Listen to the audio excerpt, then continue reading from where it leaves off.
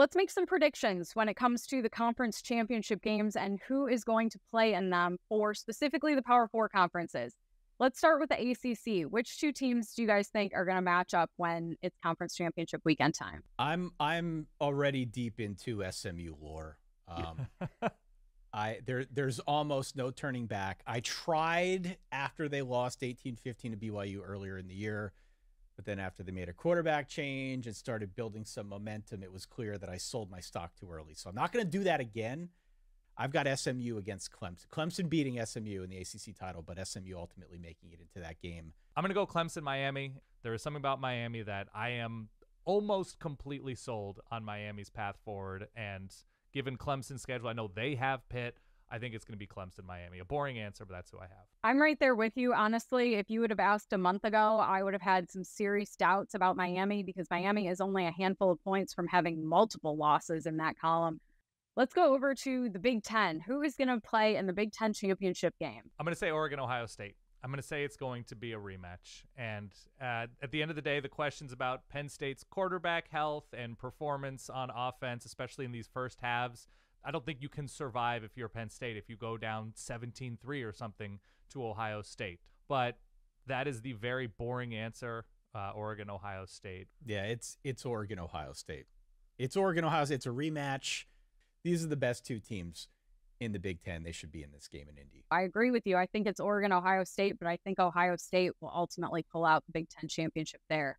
Let's go over to the Big 12. Who do you think is going to be in the Big 12 championship game? I think it's BYU, Iowa State.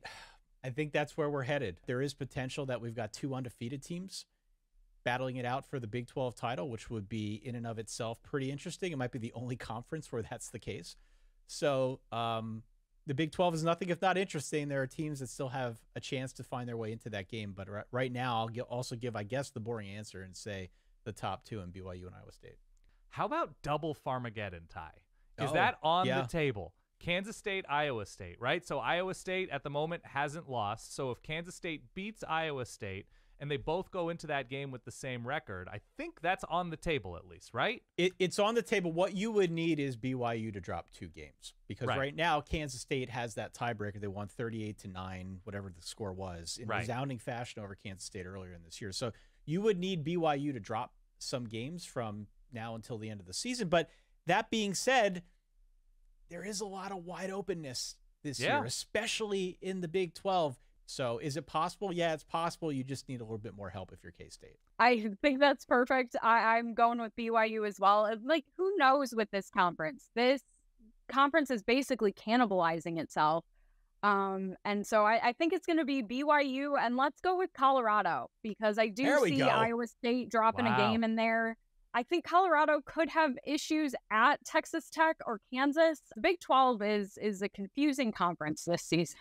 Let's head on over to the SEC. Who do you think is going to be playing in the SEC championship game? Let's go Georgia A&M. How about that, Ty? Georgia A&M. I'm going to go with defensive ceilings. I'm going to go with intriguing quarterbacks. I'm going to go with coaches I believe in. And I'm going to go with a good amount of depth on each of these teams, especially on defense once again. So those are who I'm going with, and I hate it and love it at the same time. I don't know. Can you see my notes or something? I've got Georgia A&M as well. Really? Oh, yeah, Ty. Oh, man, I do too. Really? Oh, man. Wow. Well, this means it's never going to happen. There's no chance it's going to happen. Chance. Right, of course. No, I look at Texas A&M, and really, Texas A&M's schedule is doing it a huge favor. And this was something we kind of looked at the beginning of the season and saw that it was very clear that if Texas A&M made it through the first half of its schedule, the second half, its only real hurdle left is Texas, which, don't get me wrong, that's a big hurdle. But I think there's a clear path for Texas A&M to take control of the SEC just by virtue that it doesn't have to play some of these other more challenging and highly ranked teams. The SEC is very much in a blender right now for a whole multitude of reasons.